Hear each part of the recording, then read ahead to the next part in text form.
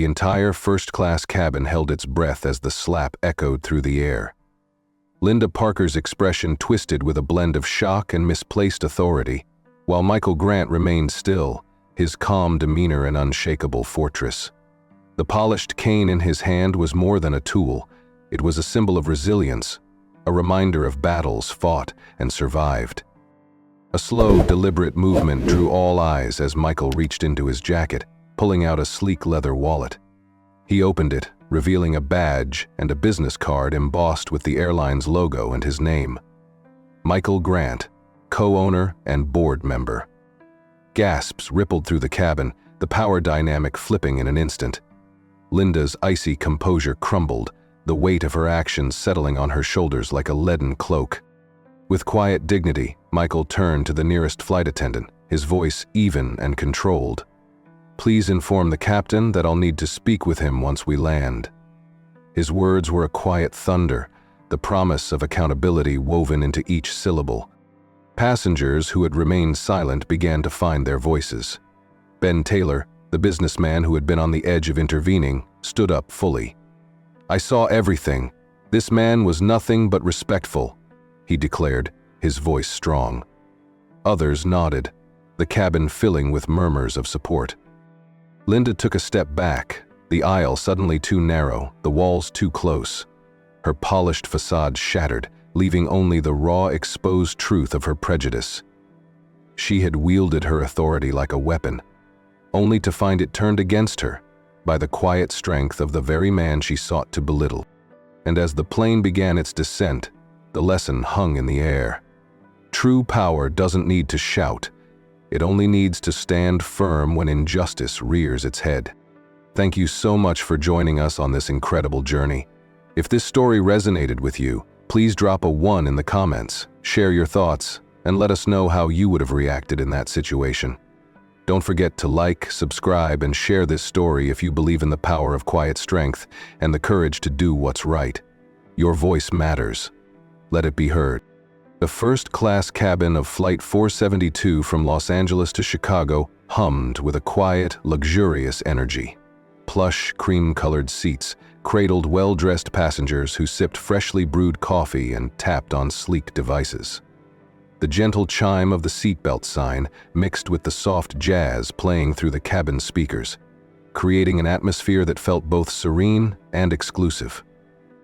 Outside the broad windows, the sky was a canvas of soft blues, with clouds drifting lazily beneath the wings. Flight attendants moved with practiced grace, their uniforms crisp and their smiles polished. The scent of citrus-scented sanitizer lingered in the air, a subtle reminder of the ever-present focus on cleanliness and order. Despite the calm, a ripple of unease ran through the space, like the static charge before a storm. The kind of tension that lingered at the edge of perception, hidden beneath the veneer of first-class tranquility. Every detail seemed deliberate, every movement measured, but beneath the surface, something waited to shift. It was as if the cabin itself held its breath, sensing that the peaceful facade could shatter at any moment. And, as it turned out, it was right. Linda Parker strode down the aisle of first class with the confidence of a queen surveying her kingdom. Her blonde hair was swept into a perfect chignon, not a strand out of place. The royal blue of her airline uniform complemented her sharp, ice-blue eyes. Eyes that had seen countless flights and that could size up a passenger in seconds. She had a practiced smile, but it only appeared when absolutely necessary and never reached her eyes. As she reached row 3, her practiced gaze landed on Michael Grant. He was an older black man, perhaps in his late 60s, with broad shoulders and a quiet dignity that seemed to envelop him.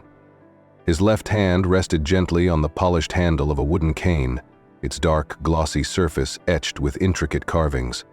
His travel attire was simple, a worn leather jacket, well-kept but aged, and a pair of dark trousers. He moved with a deliberate slowness, a hint of stiffness in his left leg suggesting an old injury. Linda's smile faded, her lips pressing into a thin line.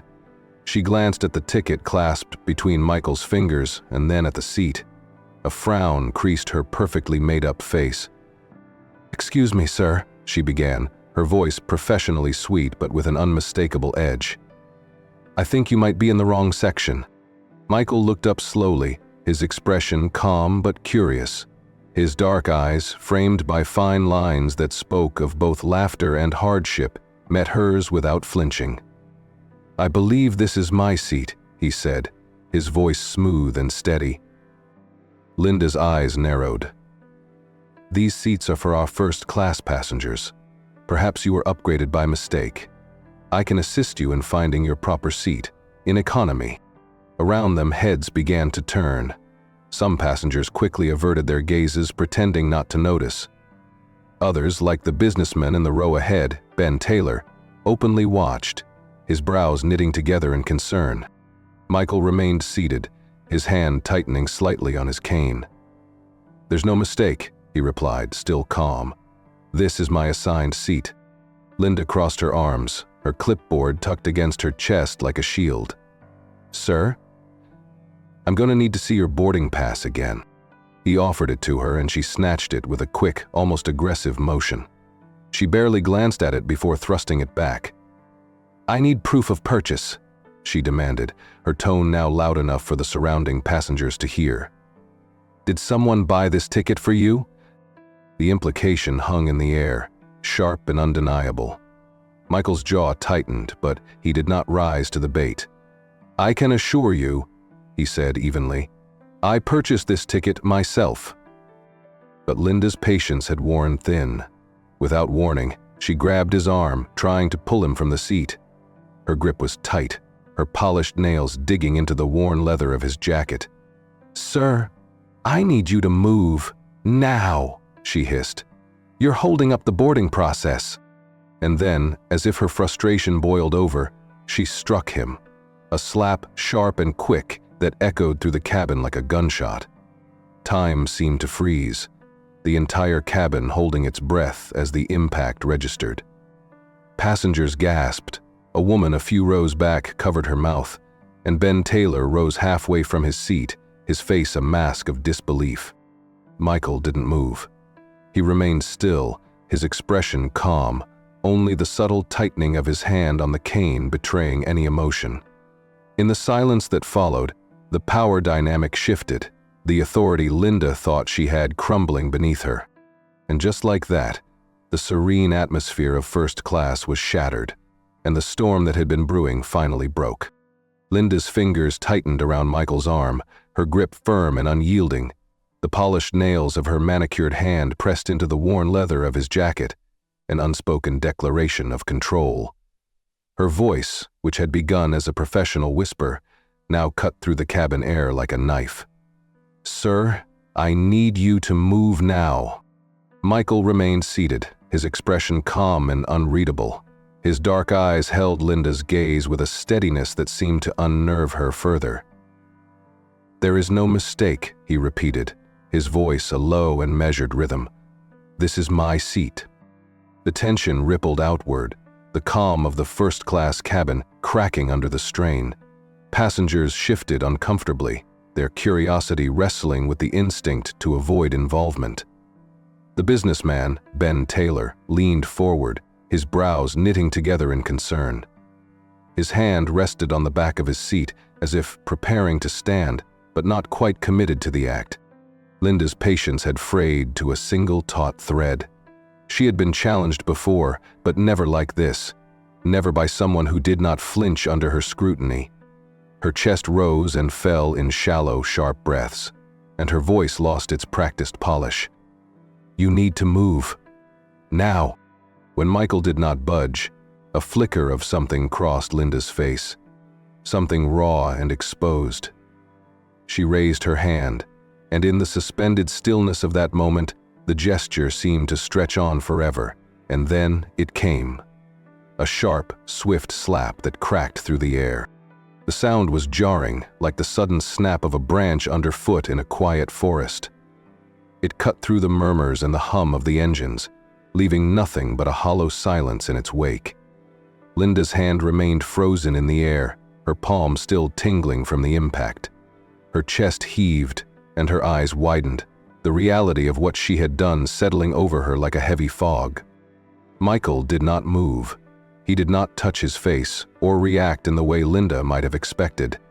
Instead, he remained perfectly still, his gaze unwavering, his grip on his cane tightening until his knuckles paled beneath the dark skin. His expression was not one of anger, but of an unsettling calm, as if he had anticipated this moment long before it arrived. The silence stretched on, every second pulling the atmosphere tighter. A woman a few rows back, Eleanor Hughes, let out a soft gasp, her hand flying to her mouth. She looked to her husband, who could only shake his head slowly, his expression a mixture of disbelief and quiet horror. Noah Reed, a young flight attendant stationed near the galley, turned sharply at the sound. His face blanched and his fingers twitched by his side as if grappling with an invisible decision. His mouth opened slightly, but no words came. He had seen Linda's sharp edges before, her knack for drawing hard lines between passengers. But this was different. The businessman, Ben Taylor, finally stood, the inertia of the moment propelling him forward. "Ma'am, you can't treat him like that," he said, his voice a careful balance of firmness and caution. His eyes darted between Linda and Michael, searching for some sense of stability in the chaotic swirl of the situation. Linda turned to Ben, her expression snapping into a glare. "Stay out of this," she snapped. "This doesn't concern you." Her words fell flat, the authority she wielded moments before now hollow and brittle. The cabin had turned against her, the once invisible barrier of hierarchy dissolving under the weight of collective judgment. Passengers exchanged glances, some openly staring, others whispering in hushed tones. The calm veneer of first class had shattered, and in the cracks, truth began to seep through. Michael exhaled slowly, a breath that seemed to pull the entire cabin with it. His voice, when he finally spoke, was soft but carried a weight that pressed against every ear. "You should think carefully about what you're doing next." The simplicity of his words did what the slap could not. It stilled Linda. The certainty in his tone, the quiet authority woven into every syllable, wrapped around her like a cold chain. For a brief moment, something vulnerable flickered in her eyes, a crack in the polished mask she wore. But just as quickly, she hardened again, her posture straightening, her chin lifting defiantly. "Sir," she said, though the word lacked its previous edge, "if you don't comply, I will have to call security." A murmur swept through the cabin, a low tide of disbelief. Even those who had tried to remain detached could not ignore the shift. The dynamic had changed, the lines of power redrawn. It was no longer Linda who held control of the situation, it was Michael. The intercom crackled to life, a voice from the cockpit breaking through the charged air. "Ms. Parker, please report to the cockpit immediately." The directive was firm, leaving no room for argument. Linda's lips parted, a protest poised on the tip of her tongue, but it never found voice. Instead, she drew back, her heels clicking against the carpeted aisle as she moved away. Passengers parted for her, a quiet divide that only amplified her isolation. As she disappeared toward the front of the plane, the silence she left behind was not empty. It was filled with something new. Respect shifted subtly in the cabin, the attention turning to Michael not with pity, but with acknowledgement. He had not raised his voice, not lifted a hand in retaliation. His power lay in his stillness, in the way he commanded the room without force. Ben Taylor settled back into his seat, his expression thoughtful. Noah Reed lingered near the galley, his shoulders dropping slightly, as if the weight of expectation had finally been lifted. The passengers, once disinterested, now felt a pull, a need to understand the story unfolding around them. Michael Grant remained in his seat, his cane resting lightly against his leg. His calm remained unbroken, a quiet in the storm. And as the plane cut through the sky, the atmosphere in the first-class cabin had changed, no longer serene, but something more profound, something real. Michael sat motionless, the sting of Linda's slap still echoing in the silence of the cabin. His face remained impassive, his expression an unyielding mask of calm. Beneath that exterior, his mind worked methodically, each thought measured and deliberate. He had faced far worse than this, real battles, both on and off the battlefield. This moment was not about pain, but about patience. It was about control. He wrapped his fingers around the handle of his cane, grounding himself in its familiar grooves. The cane had been with him through physical therapy, through the slow, grueling process of learning to walk again after the explosion that had taken his mobility and so many of his brothers in arms. It was more than a tool. It was a reminder of resilience, of strength earned through struggle. Across from him, Linda Parker stood frozen, her hand still tingling from the slap. The shock on her face had not yet faded, her blue eyes wide and glassy. She opened her mouth, but no words came.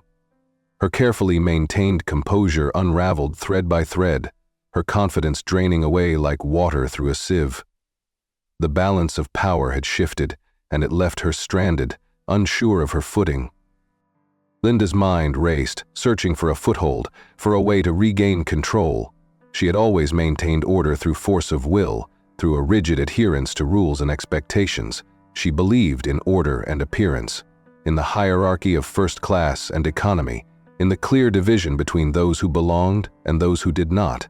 But here, in this moment, nothing fit into her tidy boxes. The lines she had drawn had blurred, and she could not see where they began or ended. Her breath came in shallow waves, the tightness in her chest building as the cabin watched her with a mixture of curiosity and judgment. She felt it, the shift. The room had turned. Her authority no longer held weight. It hovered, flimsy and insubstantial, like smoke dissipating in the wind. Michael's calm only amplified her discomfort. He did not challenge her, did not fight back. He merely existed, his presence a quiet defiance. His silence was not a surrender but a stance, a fortress she could not breach. And in that silence he found strength, while Linda, in all her noise and motion, found nothing but the hollow echo of her own uncertainty. A few rows back, Sarah Collins sat motionless, her phone held low but angled perfectly to record the unfolding scene. Her fingers trembled slightly against the cool metal of the device, but her expression remained controlled. Sarah was no stranger to injustice. Her work as a civil rights attorney had placed her at the front lines of courtrooms and protests alike, but witnessing it so blatantly, in a setting where privilege often went unchecked, hit her with a different force. She had boarded the flight exhausted, hoping for a rare moment of respite on her way home from a grueling case. She had planned to close her eyes and let the hum of the engines lull her into a brief escape from the world. Instead, the sharp crack of Linda's slap had snapped her back into reality, the kind where injustice wore a uniform and carried a clipboard. Her phone's screen displayed the scene clearly. Michael Grant, the older man who had endured the slap with an unsettling calm, remained still. His posture was relaxed, but his eyes held a storm. Linda Parker, the flight attendant, had retreated to the cockpit, her confidence a tattered remnant of what it had been. Around them, the first-class cabin was a patchwork of reactions, some passengers visibly uncomfortable, others leaning in as if this were some twisted form of in-flight entertainment. Sarah knew the importance of documentation. She had seen too many instances where a story twisted in the retelling, where the truth was drowned beneath layers of rephrased testimonies and altered reports. Her phone became a shield, a safeguard against the narrative slipping away. Her thumb hovered over the screen, ensuring every moment was captured. The subtle shift in Michael's expression, the whispering passengers, the way Ben Taylor sat at the edge of his seat, his body taut like a spring. Her heart pounded in her chest, a steady rhythm that pulsed with anger and disbelief. She thought of her own experiences, of the times she had been talked over or dismissed because of the color of her skin or the youthfulness of her appearance. She thought of her clients, the ones whose stories had been silenced by those who wielded power without empathy. And now, right before her, another story was being written, one that she could help tell. She shifted slightly, ensuring her phone remained steady. She was no longer just a passenger on a flight. She was a witness, a recorder of truth. She could already see the headlines in her mind, the potential for this footage to become a catalyst. But beneath the professional focus, a raw emotion simmered. She wasn't just doing this as an attorney or an advocate. She was doing this as a human being who understood what it felt like to be unseen, unheard, and disrespected, and she wasn't going to let that happen here. Not this time. As the door to the cockpit closed behind Linda, the cabin seemed to exhale all at once. The tension she left behind coiled and twisted, filling the space with an uneasy quiet. Ben Taylor, still standing, turned to face the rest of the cabin. His broad shoulders and tailored suit couldn't hide the frustration tightening his expression. "This isn't right," he said, his voice carrying just enough to draw attention without causing a scene. His words were aimed at no one in particular, but they landed with the weight of shared judgment. "You all saw what happened." A few passengers looked away, their faces masks of practiced neutrality. Others met his gaze, a mix of guilt and agreement flickering behind their eyes. An older man shook his head slowly, his lips pressed into a thin line. A woman with a pearl necklace and a designer handbag whispered something to her husband, who responded with a slight shrug, a gesture of detachment, as if he could brush away the situation like crumbs from a suit jacket. Noah Reed stood by the galley, his hands gripping the edge of a service cart. His knuckles were pale against his skin, tension radiating from his rigid posture. He had heard the slap, seen the way Linda's hand had hung in the air for a second too long. His stomach churned with a mix of fear and righteousness, a bitter cocktail of emotions he wasn't prepared to handle. He knew Linda. They had worked together for nearly 2 years. She had trained him, shown him the ropes with a no-nonsense attitude that often veered into cruelty. He had learned early on to stay on her good side, to nod and smile when she made off-color comments or treated passengers with barely veiled disdain. It was safer that way. He needed this job, the paycheck, the stability. His little brother's college tuition depended on it. But standing still felt like complicity, and that thought gnawed at him. Ben turned his focus to Noah. "You work here?" he said, not unkindly. "Are you going to do something about this?" Noah's mouth opened, but the words tangled in his throat. His mind raced through the possibilities. If he spoke up, if he sided against Linda, it wouldn't just be an awkward conversation, it could be his job on the line. And yet, every instinct told him that silence was the wrong answer. His internal struggle played out in the twitch of his jaw, the shift of his weight from one foot to the other. He started, but his voice faltered. His eyes drifted to Michael, who sat quietly, his demeanor unchanged. There was no plea for help in Michael's expression, no expectation, only patience. It was this quiet strength that twisted the knife in Noah's gut. He knew what he had to do, but the weight of fear pressed down on him, turning courage into something slippery and evasive. The passengers remained a patchwork of reactions. Some whispered in disbelief. Others hardened their faces into indifference, erecting walls between themselves and the situation. Sarah Collins continued to record, her phone steady and her expression impassive, but her eyes burned with a quiet fire. The couple in the row ahead of Michael exchanged uneasy glances, their fingers intertwined on the armrest between them. The man leaned in, murmuring, "Maybe we should say something." His partner squeezed his hand, a silent plea to stay out of it. Ben's expression shifted from frustration to determination. "We can't just sit here and pretend this didn't happen." His voice rose slightly, the ripple of his words pushing against the cabin's walls. "If we don't speak up, who will?" A murmur of agreement rumbled through the cabin, faint but growing. It was a seed of resistance, a fragile thing that needed air and light to survive. Noah felt it too, a shift, a tugging at the threads of his fear. He exhaled slowly, his grip on the cart loosening.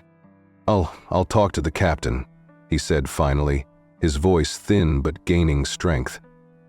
"I'll make sure they know what really happened." Ben nodded, and for the first time a sense of unity settled into the air. It wasn't strong. It wasn't enough to erase the sting of what had happened, but it was something. And sometimes, in the face of injustice, something was the best place to start. Unbeknownst to Linda, a small red light blinked steadily from the corner of the cabin, nestled discreetly within the dark paneling above the luggage compartments. The airline had recently installed hidden cameras throughout the first-class section, a quiet response to an uptick in passenger complaints. While most of these grievances revolved around service delays and minor inconveniences, a few had mentioned a specific flight attendant whose behavior crossed the line between assertive and abusive. The airline's corporate office had decided on the cameras as a precaution, a way to monitor interactions without disrupting the polished ambiance of first class.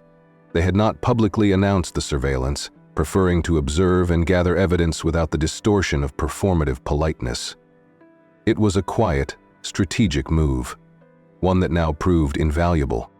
The camera had captured everything: the initial confrontation, Linda's rising frustration, and the slap that cut through the cabin's stillness.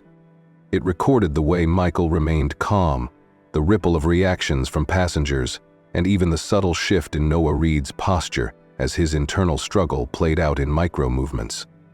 Most importantly, it documented Linda's expressions, the way her confidence had fractured, the flicker of something darker beneath her professional exterior. Linda had no idea. She believed the situation was contained within the walls of the airplane, a moment she could brush under the rug with a well-crafted story if questioned. She had always managed to twist situations to her favor, her seniority providing a shield against accountability. To her, this was just another instance of flexing her authority, of reminding a passenger where they stood on her plane. But the camera's quiet, unblinking eye was impartial. It didn't care for hierarchy or reputation. It captured only the truth. The footage was not streaming live, but it would be reviewed after the flight as part of the airline's new quality control measures. A team on the ground, including an internal investigator, would watch every second, analyzing interactions and body language. When they did, Linda's actions would not only be seen but scrutinized, dissected for intent and impact. The hidden camera, invisible to all but those who knew where to look, had already sealed her fate, and as the plane continued its journey through the sky, Linda unknowingly flew closer to the storm brewing just beyond the horizon. Eleanor Hughes sat 2 rows behind Michael, her hands clasped tightly over the strap of her handbag. Her fingers, adorned with silver rings dulled by time, traced the worn leather rhythmically, a quiet attempt to steady the tremor in her hands. She had seen too many moments like this, where power was wielded like a weapon, where dignity was stripped away under the guise of protocol. Her eyes, a soft gray clouded by age but sharp with awareness, remained fixed on Michael. Her late husband, Robert, had been a veteran too. He had served with honor, returning home with scars that couldn't be seen and a limp that never fully healed. Eleanor remembered the way people had looked at him, how a uniform could turn admiration into discomfort once the war was over and the struggle became domestic. She had stood by his side as he was treated like an inconvenience.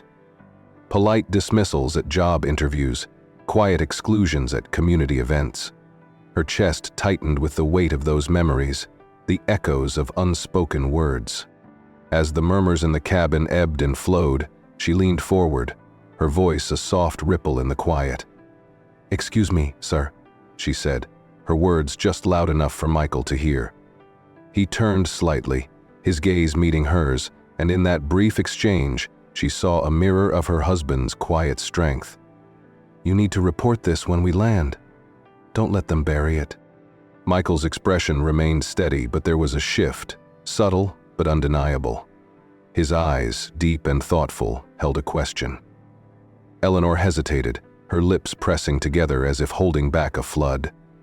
"My husband, he never spoke up, not when it mattered." Her voice wavered, but she steadied herself. Sometimes, staying silent is the heaviest burden of all. A soft hum of the engines filled the pause between them. Michael's fingers traced the curve of his cane, the wood warm and familiar under his touch. "Sometimes silence is all they leave you with," he murmured. His voice carried a lifetime of patience, of battles fought on quiet fronts, where victory meant survival, not recognition. Eleanor nodded slowly.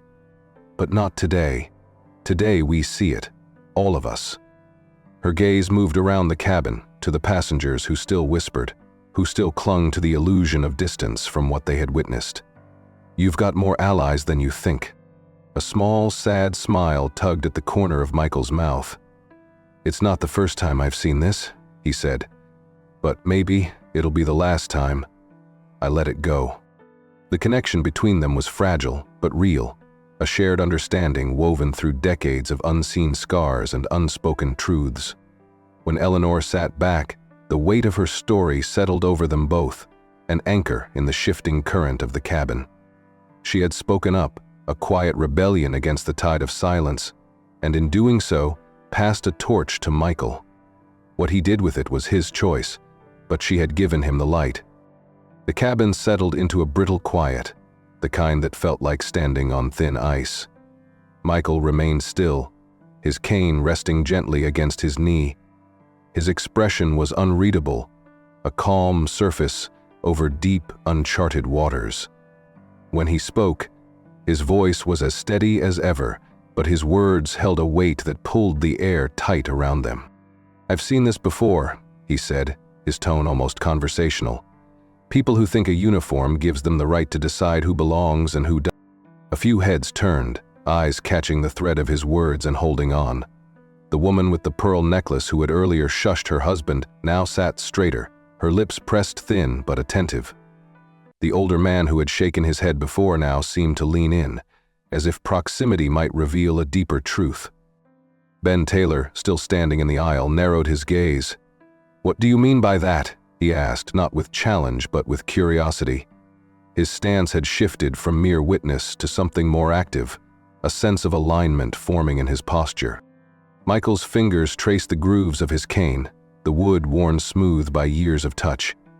I've watched people turn the other way when things got uncomfortable. I've seen what happens when no one speaks up. He glanced at Eleanor, a subtle nod to their earlier exchange. And I've learned that silence often benefits the wrong side. His voice did not rise, did not demand. It simply existed, filling the space with a truth that lingered in the ears of those who heard it. Sarah Collins, her phone still capturing every moment, felt a shiver run through her. It wasn't just the words, but the way Michael spoke them. As if he had been in this exact situation before, as if he knew precisely how it would end. A young man in a gray hoodie, seated closer to the exit row, shifted uncomfortably. His eyes darted between Michael and the cockpit door, where Linda had disappeared. "Are you, like, a lawyer or something?" he asked, his voice a mix of skepticism and hope. Michael's lips curved into a small, enigmatic smile. "Something like that," he said. "Let's just say, I've been in enough boardrooms to know how these things usually play out." Ben's eyes widened slightly, a flicker of recognition passing over his features. "Wait," he muttered, almost to himself. "Boardrooms?" The passengers around them seemed to tighten into a collective breath, anticipation crackling like static. Those who had avoided eye contact before now found themselves unable to look away. The idea that Michael might be more than he seemed opened a door to a different narrative, one where the power dynamics of the cabin might not be what they appeared. Eleanor's expression softened, a quiet satisfaction blooming there. She saw it too, the way Michael's presence filled the cabin, how his calm unraveled the threads of Linda's authority, even in her absence. Sarah's camera remained steady, her mind already piecing together the story that might unfold. She could feel the shift, a change in the wind of the room that drew people toward Michael's words and away from the narrative Linda had tried to construct. But not everyone was swayed. The woman with the pearls whispered harshly to her husband, her knuckles white against the armrest. "We shouldn't get involved," she said. "It's not our business." Her husband hesitated, his fingers brushing against hers. "But maybe it is," he replied quietly, his voice carrying the fragile thread of doubt. Michael let the conversation wash over him, his expression never faltering. He had laid a seed, a hint of something greater, and now he waited. He knew that truth had a way of surfacing, that patience often revealed what force could not. And as the plane hummed steadily through the sky, it felt as though everyone was moving closer to the edge of a revelation. One that, when it came, would change everything. Linda's heels clicked sharply against the narrow aisle as she made her way to the cockpit. The sound, usually a rhythmic reminder of her control over the cabin, now felt like the ticking of a countdown. Her back was straight, her chin held high, but beneath the polished exterior, anxiety gnawed at her composure. Each step felt heavier, the distance to the cockpit door stretching like an eternity. She reached the door, hesitating for a fraction of a second before knocking twice. The door opened, and Captain Eric Lowe's expression greeted her. Not with the expected camaraderie of colleagues, but with a cool, professional detachment. His posture was rigid in the pilot's seat, his hands resting lightly on the controls. The usual warmth of his deep baritone was replaced with something far more neutral. "Miss Parker," he said, motioning for her to enter. The cockpit was a small, controlled space, filled with the soft hum of instruments and the faint static of the radio. But what struck Linda wasn't the familiar environment. It was the unfamiliar face on the screen of the communication panel. A man in a dark, tailored suit appeared on the monitor. His silver hair was neatly combed, his expression unreadable. The sharp angles of his jawline and the precise knot of his tie spoke of someone who was used to making decisions that impacted hundreds, maybe thousands of people. His eyes, a cool gray, met Linda's through the screen with an intensity that made her throat tighten. "Miss Parker, this is Thomas Hayes," Captain Lowe introduced. "Mr. Hayes is with corporate." Corporate. The word hung in the air like a blade. Linda forced a polite smile, but it didn't reach her eyes. "Mr. Hayes," she greeted, her voice just a bit too high, a bit too bright. "To what do I owe the pleasure?" The silence that followed was thick and deliberate. Thomas Hayes did not smile back. His voice, when it came, was calm but edged with steel. "Ms. Parker, we've received reports of an incident in the first-class cabin. I'd like to hear your version of events." Linda's practiced composure wavered. "Yes, of course," she began, choosing her words carefully. "There was a passenger. He was being disruptive, and I was simply trying to ensure the safety and comfort of our guests. I may have had to, assert my authority to maintain order." Captain Lowe remained silent, his gaze fixed forward. Hayes's expression did not change. "By asserting your authority, are you referring to physically assaulting a passenger?" The question landed with the force of a punch. Linda's mask slipped, her lips parting in surprise. "It wasn't like that," she stammered. "He was refusing to comply. I had no choice but to intervene." Hayes's face remained impassive. "We've reviewed initial footage from the cabin cameras, Ms. Parker. Your actions did not appear to be an intervention. They appeared to be an escalation." Linda's pulse pounded in her ears. She had not known about the cameras. Her carefully constructed defense unraveled, and for the first time the realization that she might not control this narrative settled in. The walls of the cockpit seemed to close in, the silence pressing against her like a vice. And as she stood there, beneath the cold gaze of Thomas Hayes, she knew she was no longer the one holding the power. Thomas Hayes remained a silhouette of calm authority on the screen, his silver hair and tailored suit only adding to the weight of his presence. The stillness in the cockpit contrasted sharply with the turbulence inside Linda Parker's mind. Her carefully rehearsed explanations crumbled under the piercing silence that followed his last statement. "Ms. Parker," Hayes continued, his voice measured and precise, "are you aware of who the passenger you assaulted actually is?" Linda's lips pressed into a thin line.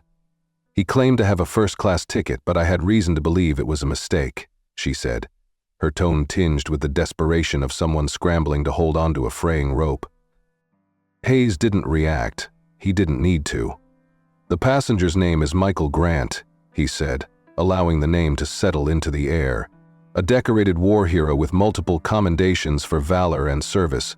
He was wounded in action, which explains his use of a cane you attempted to take from him. A ripple of heat spread across Linda's skin, her nerves firing with a mix of confusion and dread. I didn't know that," she whispered, the strength leaching from her voice. "That much is clear," Hayes said, a slight edge sharpening his words. "But more importantly, Mr. Grant is not merely a passenger, he is also a significant investor in this airline. In fact, he is a part owner." The revelation hung in the air, dense and suffocating. Captain Eric Lowe's expression remained impassive, but a muscle in his jaw tightened, a small acknowledgement of the gravity of the situation. Linda's knees threatened to buckle, and she grasped the back of the co-pilot's chair to steady herself. "That can't be true," she breathed. "I would have known. Someone would have told me." "No, Ms. Parker," Hayes replied smoothly. "You would have known if you had taken the time to look past your assumptions. Mr. Grant purchased his ticket like any other passenger. There were no special instructions because he requested none. He does not use his status as leverage. Unlike you, he does not believe authority should be weaponized." Linda's mouth opened and closed, words failing her. Her mind raced, each thought colliding with the next, creating a chaotic storm of panic. She had built her career on a foundation of order and control, believing that her judgments were the final word. Now, that foundation crumbled beneath the weight of her own arrogance. "Mr. Grant has a reputation for integrity and quiet leadership," Hayes continued. "He has served on advisory boards, helped shape our veterans outreach programs, and his investments are one of the reasons this airline weathered the last financial downturn." Every sentence was a blow, not just to her career, but to her perception of herself. She had not merely mistreated a passenger, she had humiliated a man whose contributions had directly supported the airline and, by extension, her own livelihood. Linda's vision blurred, her body swaying slightly. The polished metal of the cockpit controls and the steady hum of the instruments became surreal, a backdrop to her unraveling. The authority she had wielded so recklessly had turned against her, a sword she had fallen on with her own hands. Hayes's expression did not soften. "Upon landing, you will be escorted from the aircraft. You are to report to the corporate office immediately for an internal review. I suggest you prepare yourself for the likely outcome of this meeting." His words were final, the door to any argument or redemption firmly shut. Linda's arrogance, once a shield that deflected responsibility, now lay shattered at her feet. She nodded mechanically, the motion robotic, as if her body moved independently of her shattered spirit. "Understood," she managed, her voice a hollow echo of the authority it once held. Hayes did not respond.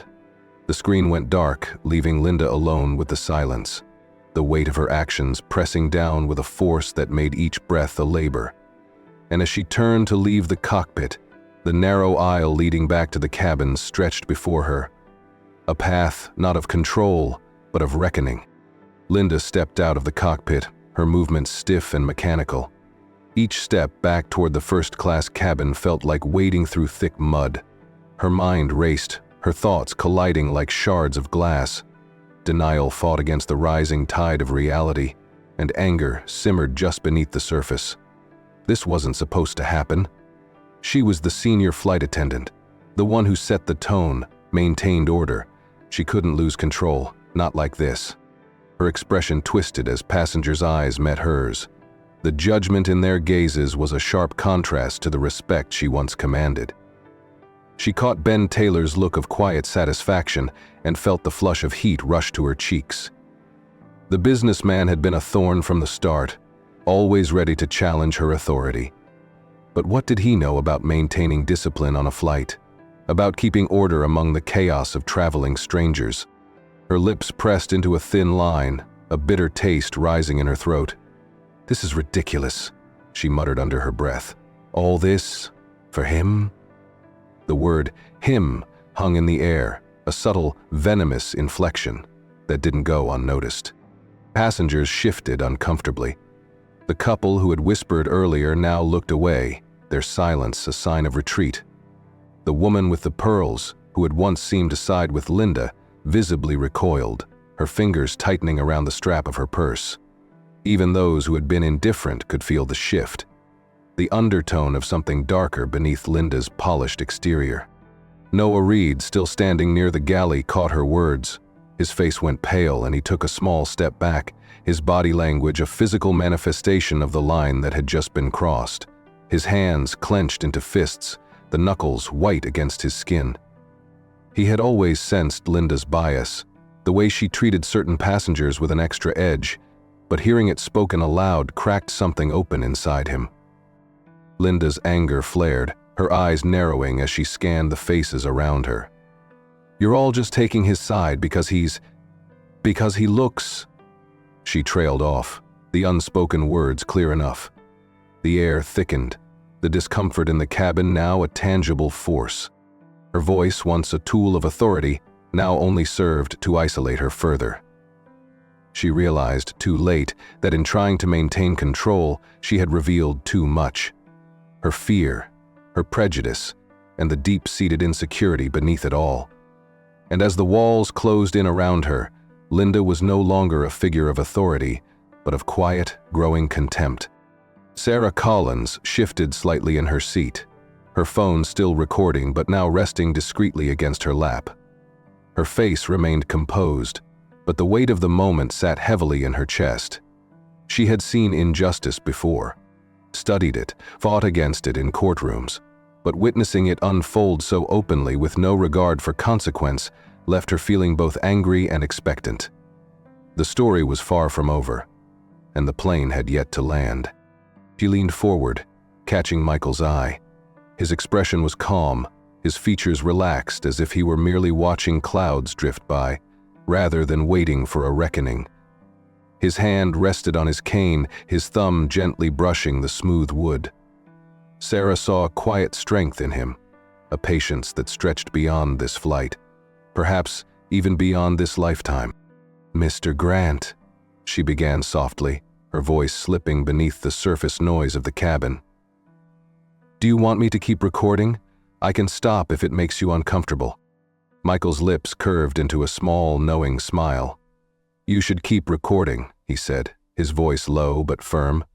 "Sometimes the truth needs a witness."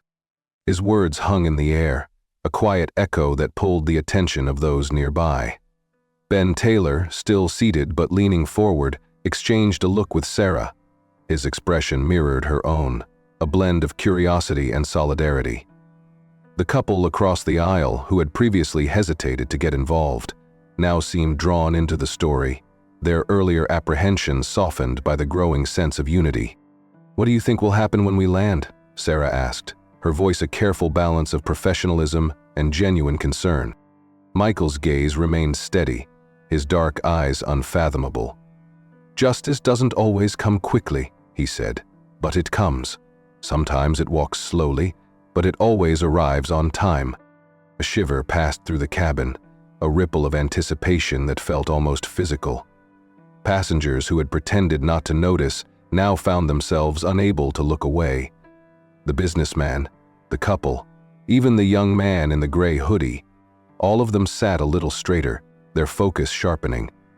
It was as if Michael's words had pulled back a curtain, revealing that they were not just witnesses, but participants in something larger. Sarah's fingers tightened around her phone, the cool metal grounding her. "Do you think Linda understands that?" she asked. Michael's smile faded, a shadow passing over his expression. "People like her don't understand consequences until they're unavoidable," he said. "She thinks this is just a bad day. She hasn't realized yet that it might be her last day in that uniform." The simplicity of his statement held an edge of finality. It wasn't spoken with malice, but with the inevitability of truth. Around them, the cabin fell into a deeper silence. A collective breath held as the plane continued its path through the sky. The ground approached, and with it, the promise of resolution. And as the wheels turned quietly beneath them, every passenger knew they were descending into a story that would not end with this flight. The plane's steady hum provided a backdrop to the unfolding drama, but the atmosphere in the cabin had shifted from discomfort to anticipation. The sense that something significant was brewing hung in the air, pulling every whispered conversation and every exchanged glance into its orbit. Then, just as the tension seemed to settle, another voice entered the fray. A man seated near the aisle, previously blending into the background, stood up. He wore a simple navy blazer and jeans, the kind of attire that suggested both casual comfort and quiet confidence. He held a small camera in his hand, not a phone but a professional-grade device with a lens that glinted under the soft cabin lights. "Excuse me," he said, his voice carrying a tone of authority. "I think it's time everyone knew the full story here." All eyes turned to him, the cabin collectively pivoting toward this new character in their unfolding narrative. Linda, still standing near the galley, stiffened visibly.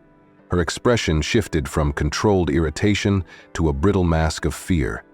She recognized the danger that a professional camera represented, more than a phone recording. This was evidence with a purpose. "My name is Daniel Harper," the man continued, his voice steady and clear. "I'm a journalist with the Chronicle. I've been working on a story about discrimination in first-class travel. And yes," he added, raising the camera slightly, "I've been recording this entire incident." A murmur swept through the cabin, a wave of reactions rippling outwards. Some passengers leaned in, their interest piqued by the mention of journalism and an unfolding story. Others recoiled, a reflexive reaction to the spotlight, to the possibility of their faces appearing on the evening news. The woman with the pearls, who had earlier supported Linda, now turned away, pulling her scarf higher around her neck as if to... Linda's face paled, the blood draining away, until her features seemed carved from ice. "You can't do that," she said, her voice sharp and brittle. "You can't just record people without their permission." Daniel didn't flinch. "Actually, I can. In a public space like this, and especially when it involves potential misconduct, there's a strong argument for public interest. And given that Mr. Grant is not only a war hero but also a part owner of this airline, I think the public will be very interested to see how he was treated." The name struck like a hammer, the dual weight of Michael's military service and his corporate ties driving the revelation deeper into the consciousness of everyone present. Those who had been unsure, who had straddled the line between apathy and concern, now found themselves leaning into support. The reality of Linda's actions sharpened, refracted through the lens of who Michael truly was. A young woman 2 rows back whispered to her partner, "I thought he looked familiar. He was on the news last year for that veterans charity." Her partner nodded, their expressions shifting from detached observation to something more engaged, more personal. Linda's control, already weakened, crumbled further. Her authority, which had once filled the cabin, now shrank to a point, a pinhole through which all her bravado leaked out. She opened her mouth to speak, but no words came. Instead, she turned to Noah, her last possible ally. "You've got to tell them this is being blown out of proportion," she pleaded, her voice cracking. But Noah had already made his choice. He met her gaze, his expression resolute. "I saw what happened," he said. "And so did everyone else." With those words, the fracture became a chasm. Passengers who had been silent found their voices, murmurs of agreement threading through the air. The businessman, Ben Taylor, nodded approvingly, and even the couple who had hesitated earlier now shifted away from Linda, their body language a clear signal of where they stood.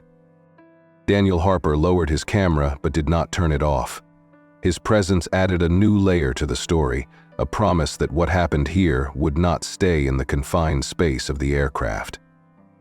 The plane continued its journey through the sky, but the destination felt closer now. Not just a physical landing, but a reckoning that waited on solid ground. And as the horizon drew near, Linda found herself more isolated than ever, the walls of her world closing in, frame by frame. Linda's breaths came in quick, shallow bursts as the plane began its descent. The sterile scent of the cabin, once a reminder of control and order, now felt suffocating. She moved with purpose, her heels clicking against the carpeted aisle as she made her way toward the rear of the plane. If she could just get off quietly, blend into the sea of passengers, maybe she could salvage this, twist the story, rewrite the narrative. Her uniform, which had always given her a sense of power, now felt like a costume that no longer fit. The crisp blue fabric clung to her skin, the polished gold name tag a glaring reminder of her rapidly fading authority. She reached the galley and hesitated, her fingers gripping the edge of a service cart. Her mind raced, searching for an exit strategy, a loophole in the net tightening around her. But there was no escape. The plane shuddered gently as the wheels touched down, and the finality of the moment crashed over her. The fasten seatbelt sign dinged off, and passengers began to stir, but Linda stood frozen, a figure caught between flight and surrender. The front door of the aircraft opened, and the first people on board were not the usual ground staff, but two uniformed security officers and a man in a dark suit. Thomas Hayes. His expression was calm, his movements unhurried as he approached. The passengers watched, a sea of eyes, their curiosity sharpened to a point. "Miss Parker," Hayes said, his voice carrying a weight that silenced the cabin. "You'll need to come with us." Linda's lips moved, but no sound emerged. Her hand tightened around the cart, knuckles white. "This is a misunderstanding," she finally managed, her voice a thin thread. "If you just let me explain." Hayes did not respond to her plea. His expression remained impassive, a stark contrast to the turmoil unraveling within her. "You're done," he said, the words as definitive as a door slamming shut. The security officers stepped forward, their hands light but firm as they guided her down the aisle. Passengers parted like a tide, the space around her widening as if she carried a contagion. Her name tag, once a badge of authority, now seemed to burn against her chest. She wanted to rip it off, to shed the uniform that had become a symbol of everything lost, but her hands remained clenched at her sides. As she stepped off the plane, the reality of her situation solidified. She was not being led away as a respected senior flight attendant, but as someone whose story had already been rewritten. Her authority stripped away, her future suspended between this moment and the unknown. And as the door closed behind her, the chapter ended, not with a bang, but with the quiet, irrevocable sound of her own downfall. Linda sat in a cold, windowless conference room at the airline's corporate office. The fluorescent lights above cast a harsh, unflattering glow, making the dull gray walls feel even more suffocating. Her uniform, which she had worn with pride just hours ago, now felt like a straitjacket. The gold name tag, polished to a mirror shine, had been removed, leaving behind a stark, empty patch on her lapel, a symbol of her lost authority. Across the table sat two members of the Human Resources team, their expressions a practiced mix of professionalism and detachment. The legal advisor, Dominic Walsh, barely looked up from the paperwork spread before him. Each document slid across the table added another layer to Linda's unraveling. Termination notice, blacklisting within the airline industry, a formal report to the National Aviation Authority. Her fingers trembled as she signed the papers, the scratch of the pen against the paper the only sound in the room. There was no room for negotiation, no chance for redemption. She had built her career on the back of strict adherence to policy, believing rules and authority were her shield. Now, those same rules had turned against her, cutting her off from the only world she knew. When she finally stepped outside, the world had already moved on without her. The footage recorded by Sarah Collins and Daniel Harper had gone viral within hours. The slap, Michael's calm response, and Thomas Hayes' final words, "You're done," had been replayed on news channels and dissected on social media. The story became more than an isolated incident. It became a symbol of systemic issues, of prejudice hiding in plain sight. The public's response was swift and brutal. Linda's name trended for all the wrong reasons. Former colleagues shared stories of her harshness, passengers recounted uncomfortable encounters, and anonymous accounts surfaced with tales of her arrogance. The narrative built a wall around her, and no amount of explanation could break through. She was no longer Linda Parker, the respected senior flight attendant. She was now a cautionary tale, a headline, a meme. Her phone, once a tool of connection, became a source of torment. Messages flooded in, some from friends offering lukewarm sympathy, others from strangers spewing vitriol. She deleted her social media accounts, but the echoes of her actions remained. Articles appeared with titles like "Flight Attendants Fall from Grace" and "The High Price of Prejudice." Her once orderly apartment became a refuge and a prison. Days blurred together as she moved from room to room, a ghost in her own life. The uniform she had worn every day now hung in the back of her closet, a relic of a life she could no longer reach. She avoided the news, but the world outside had a way of seeping in. Voices on the street, snippets of conversation, the unwelcome glare of recognition when she ventured out. Arrogance had been her shield, but now it left her exposed. The silence in her apartment became a living thing, pressing in on her, whispering truths she had long avoided. She had once believed herself untouchable, but now every corner of her world reminded her of how deeply she had fallen. And as the days stretched on, the isolation became complete. Her voice, once so commanding, now lost in the echo of her own regret. Michael Grant sat in a quiet office at the airline's headquarters, the same building where Linda Parker had just been escorted out. The room was modest, with soft gray walls and a simple wooden desk. Thomas Hayes sat across from him, his demeanor as calm as ever, a tablet resting on the table between them. The video footage of the incident had already made its way through every corporate channel, and the world outside was buzzing with judgment and speculation. Thomas leaned forward, his hands folded. "We've gathered all the evidence. The company is prepared to support you fully if you decide to press charges. Legal is on standby." Michael nodded slowly, his fingers tapping a thoughtful rhythm against the handle of his cane. He had seen this before, the wheels of justice turning, the machinery of accountability creaking into motion. But he also knew that sometimes the loudest punishments were not always the most effective. His mind turned over the possibilities, weighing consequence against intent. "No," he said finally, his voice steady. "I won't press charges." Thomas's expression didn't shift, but a subtle tension in the air released. "Are you sure she crossed the line?" "And there's no doubt about that, I'm sure." Michael leaned back, his posture relaxed but his eyes sharp. Her punishment is already set. Losing her job, being exposed to public scrutiny, those consequences will last longer than any legal penalty. Sometimes the weight of societal judgment is heavier than the laws. It was a perspective born from experience. Michael had seen real injustice, the kind that festered in the shadows where accountability rarely reached. But he also understood the power of exposure, how the truth, once revealed, could reshape a person's life in ways no courtroom verdict could. When the news of his decision broke, reactions were mixed. Many praised his restraint, admiring his choice to let Linda face the consequences of her actions without the added weight of legal action. Others questioned his leniency, interpreting it as a missed opportunity to set a precedent against discrimination. Social media became a battleground of opinions, hashtags spreading like wildfire, each comment a reflection of deeper societal divide.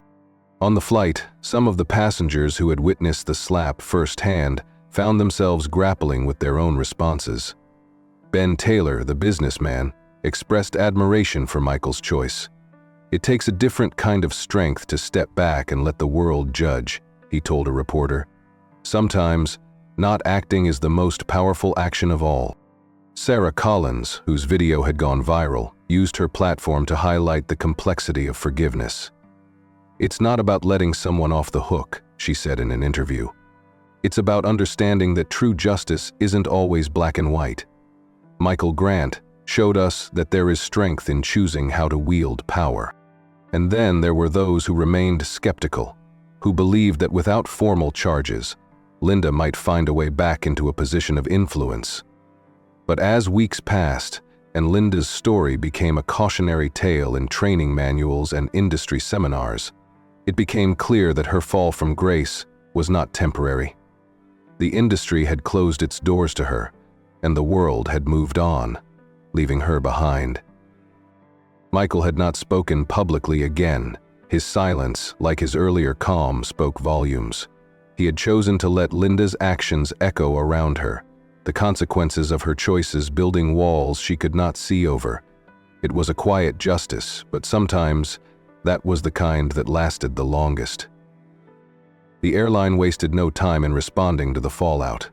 Within a week of the incident, a new sensitivity training program was rolled out across all levels of staff. Mandatory workshops focused on recognizing implicit bias, handling difficult situations with empathy, and promoting inclusivity not just as a policy, but as a practice. The company released a public statement, acknowledging its failure to prevent the situation and committing to a culture shift grounded in respect and dignity for all passengers. The training sessions were more than just a corporate checkbox. Real stories were shared. Role-playing exercises pushed employees out of their comfort zones, and candid discussions were encouraged. Those who had once whispered their concerns about Linda's behavior felt emboldened to share their experiences openly. The ripple effect of the changes extended beyond the airline as other companies in the industry began evaluating their own practices, wary of finding themselves in a similar scandal. Noah Reed, the young flight attendant who had struggled with his silence during the incident, emerged as an unexpected voice for change. His hesitation that day had weighed heavily on him, but it also became the catalyst for his growth. He attended every training session, not as an obligation, but as an opportunity. He began speaking at staff meetings, sharing how his fear of losing his job had paralyzed him, and how he had learned that silence, in the face of injustice, could be just as damaging as the act itself. With support from the airline, Noah partnered with local advocacy groups to develop a peer support network for employees who witnessed or experienced discrimination.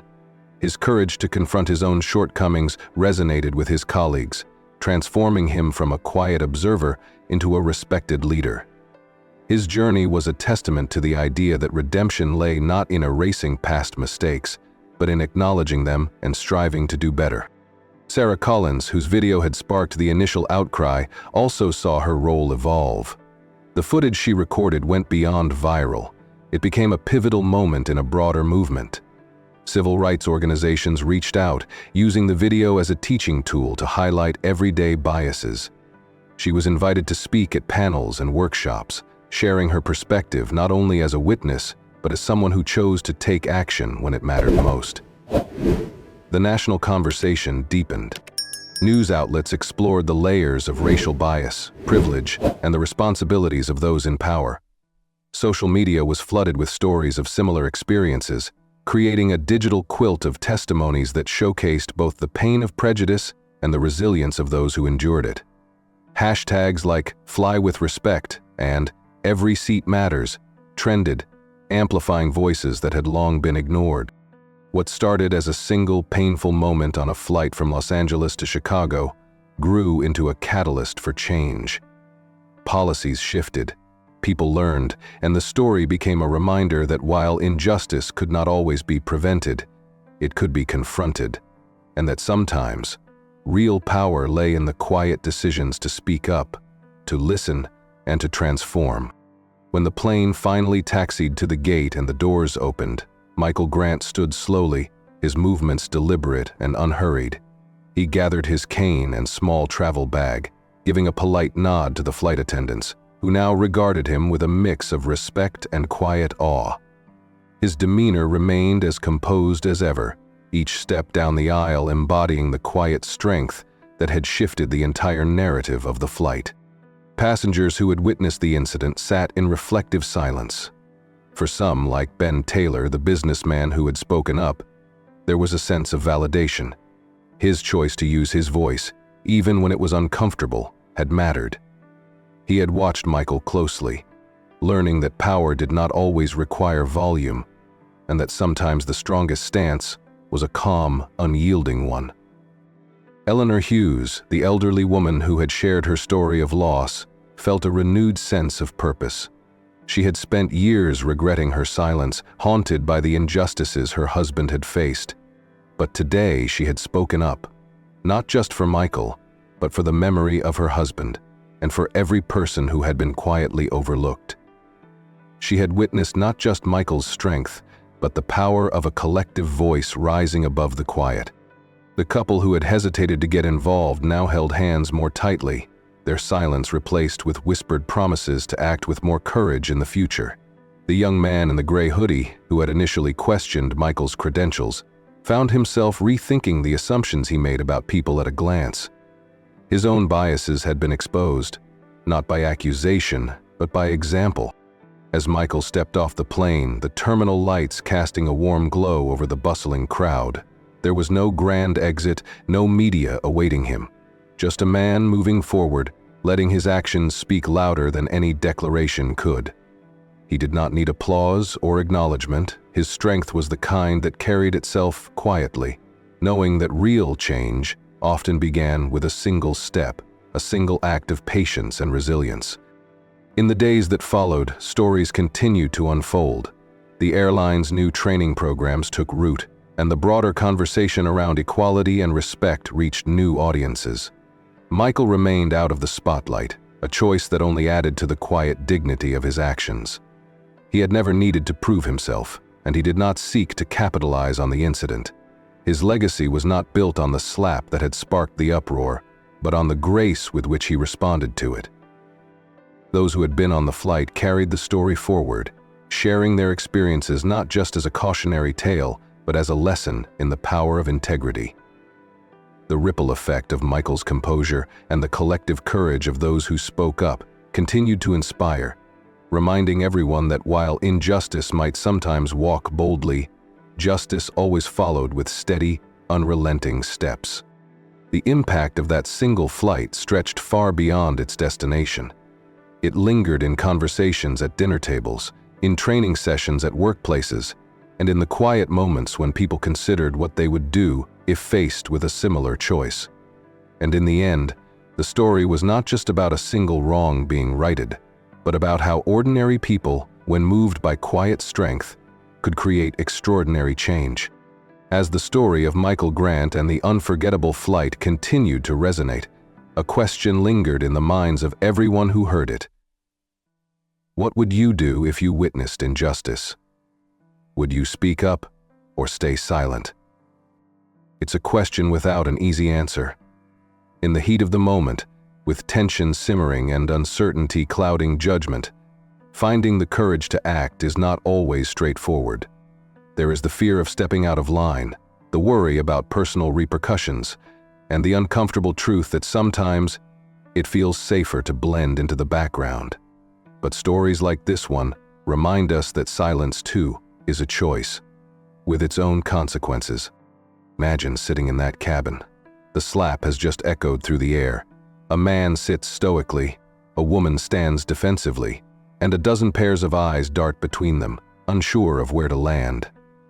Would you have been the person to clear your throat and speak out, like Ben Taylor did? Or perhaps you would find yourself frozen, grappling with the internal conflict that Noah Reid experienced, torn between job security and doing what is right. There is no judgment here, only reflection. Every person has faced moments where they had to choose between comfort and conscience. Some of us have regrets, times we wish we had said something, done something, made a difference. Others carry the weight of actions taken, wondering if they could have handled it better or if their voice truly mattered. But here's the truth: every voice matters. Whether it is a gentle nudge to encourage a friend to do better, a firm stand in a moment of injustice, or even a quiet act of solidarity when someone feels alone, these are all choices that shape the world around us. The ripple effect of a single voice, a single action, can extend far beyond what we might imagine. If you've ever found yourself in a situation where you witnessed injustice, we invite you to share your story. What did you do? How did it feel? And if you stayed silent, what would you do differently now? Your experiences, your perspectives, they could help someone else find the strength to act when their moment comes. The comments section below is not just a place for opinions, but a space for connection. It is a chance to build a community where stories are not only told, but heard, where lessons are shared and growth is encouraged. When we talk about these moments, we take them out of the shadows and into the light, giving others the courage to act when the time calls for it. So, what would you do if you witnessed injustice? Would you speak up, or would you stay silent? There is no better time than now to start the conversation. Your voice could be the one that inspires someone else to find theirs. As the story reaches its conclusion, one message stands clear. True strength isn't in power or position, it's in how you treat others, especially when you think no one is watching. This story wasn't just about a flight or a moment of conflict. It was about the quiet power of integrity, about how the smallest actions can echo far beyond their initial moment. Michael Grant never raised his voice, never sought revenge, and yet his quiet dignity reshaped an entire narrative. He showed us that real power lies not in asserting dominance, but in standing firm with grace, even in the face of disrespect. The image of Michael walking down the jet bridge, shoulders steady with no need for validation, lingers like a soft refrain. His story is a reminder that the most profound changes often begin not with grand gestures, but with simple, unyielding strength. His choice to let the world witness the truth, without adding fuel to the fire, demonstrated the impact of letting justice find its own path. The cabin, once filled with tension, became a crucible where change was forged. People who might have remained silent found their voices. Those who harbored quiet biases were forced to confront them. Even those who had initially sided with Linda found themselves questioning their perspectives. The ripple effect reached beyond that single flight, sparking a national conversation about fairness, equality, and the courage to speak up. For viewers, the story offers not just entertainment but a mirror. It invites reflection. How do you act when no one is watching? How do you treat people when you think it doesn't matter? These are not just philosophical questions. They are blueprints for the kind of world we build together. As the video draws to a close, soft music underscores the final scenes. The last images fade slowly. A lingering shot of Michael's cane tapping softly against the polished airport floor, a still frame of Noah Reid leading a diversity training session, and a quiet clip of Sarah Collins sharing her footage with civil rights organizations. These glimpses reinforce that the story did not end when the plane landed, but continued to inspire change long after. The screen fades to black, but before it does, a final call to action appears. If this story moved you, share your thoughts below. Tell us about a time you faced a difficult choice. What did you do? What did you learn? And if you haven't had that moment yet, ask yourself, what kind of person do you want to be when it comes? A button to subscribe and a gentle reminder to share the video with others appear, but they do not overshadow the core message. The real takeaway is not about numbers or engagement, but about planting a seed. One that encourages viewers to carry the story's lessons into their own lives. And as the screen fades to darkness, the final line echoes softly, like a whispered promise. Every choice matters. Every voice counts. And true strength is always watching.